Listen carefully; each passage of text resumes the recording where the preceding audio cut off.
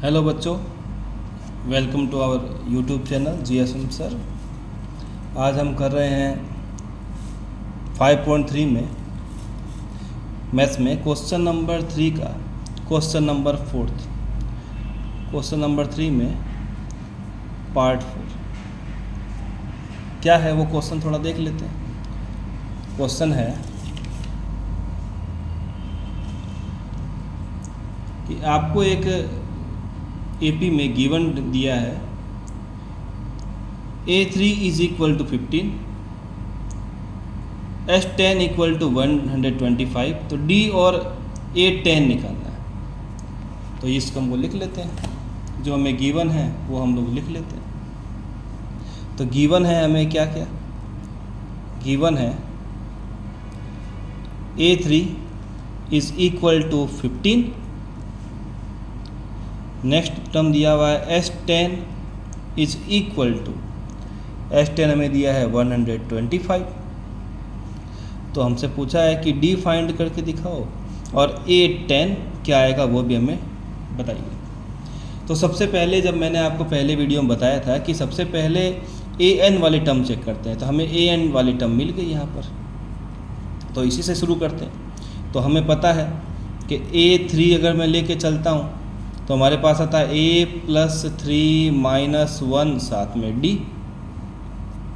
तो मेरे पास A3 की वैल्यू कितनी है 15, तो मैं लिखता हूँ 15 इज इक्वल टू A+3 - 1 कितना होता है 2D। अब मैं क्या करता हूँ, इस 2D को इधर ट्रांसफ़र कर देता हूँ। 15 - 2D की वैल्यू आ गई A के इक्वल। इसको मैं डालता हूँ इक्वेशन नंबर, ठीक है। वैसे ही मैं अब S10 में आता हूँ। एक का काम ख़त्म हो गया तो S10 में आ जाते हैं।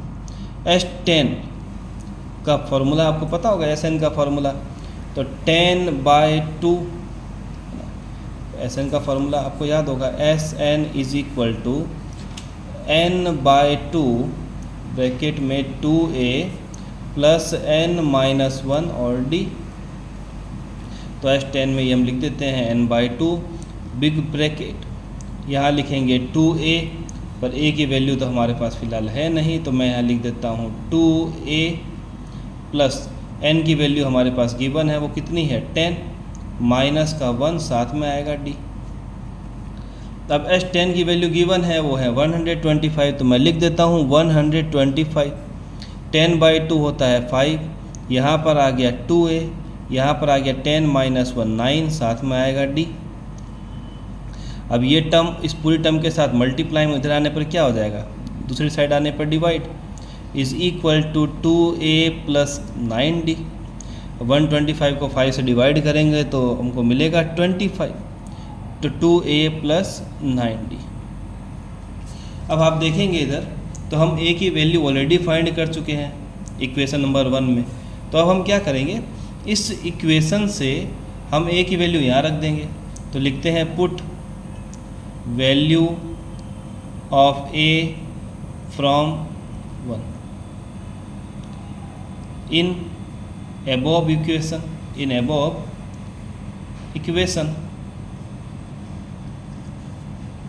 हमने यहाँ पर A की वैल्यू जो इक्वेशन नंबर 1 में आई थी उसकी वैल्यू को हम पुट कर देते हैं जो हमारे पास अबोव इक्वेशन है इस पर। तो हमको क्या मिलेगा, तो हम लिख देते हैं 25 is equal to 2 is okay. A की वैल्यू हमारे पास है 15 - 2D, तो ब्रैकेट में लिख देते हैं 15 - 2D। याद रखें, जब भी आपके पास कोई टर्म्स आती है जो कि डबल फॉर्म है, मतलब आपके पास कोई प्लस माइनस में टर्म आती है किसी की वैल्यू, तो आप ब्रैकेट में ज़रूर लिखें। साथ में आएगा हमारे पास 9D, ओके। अब 25 इज़ इक्वल टू, दोनों से मल्टीप्लाई करना है 2 से, तो 15 2 जा होता है 30, 2 2 जा 4, साथ में D, साथ में क्या आएगा 9D। अब जो अपने पास कांस्टेंट टर्म है उसको एक तरफ, वेरिएबल वाली टर्म को एक तरफ। तो अब मैं 25 के साइड में किसको ले आता हूँ 30 को, जो हो जाएगा माइनस का 4D प्लस का 9D, ठीक है।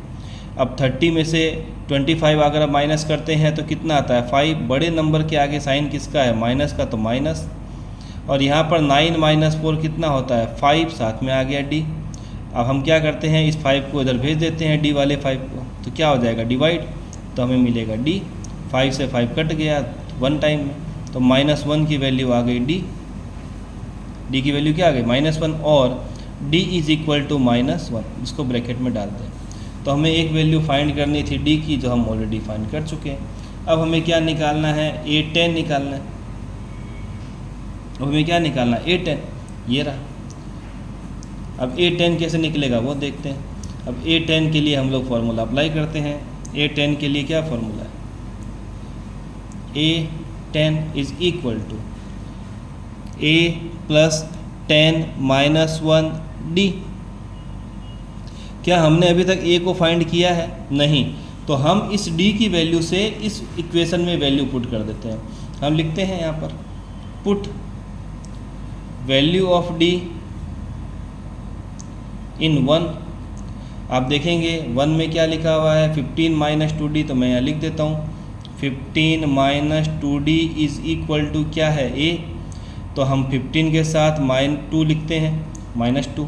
d की वैल्यू कितनी है, -1, यहाँ पुटअप करते हैं, साथ में क्या आ जाएगा a। 15 माइनस माइनस प्लस, साथ में 2 is equal to a। 17 is equal to a, या फिर आप लिख सकते हैं a इज़ इक्वल टू 17। आपके पास a की वैल्यू आ गई 17। अब हमारे पास ये फॉर्मेट आ चुका है, जब हमें निकालना है a10। तो a10 का क्या फार्मूला था, a प्लस 10 माइनस 1d। अब हमारे पास a की वैल्यू भी है और d की वैल्यू भी है, तो हम यहाँ लिख देते हैं a की वैल्यू कितनी है हमारे पास, 17। a की वैल्यू कितनी है, 17। तो हम यहाँ लिख देते हैं 17 प्लस 10 माइनस 1 होता है 9, और d की वैल्यू कितनी है, -1। तो 17 प्लस माइनस माइनस, साथ में 9, तो a10 जो है उसकी वैल्यू मेरे पास आ गई 8, और ये आपका आंसर। तो आपको दो वैल्यू फाइंड करनी थी, d की वैल्यू आ गई -1 और a10 की वैल्यू आ गई 8।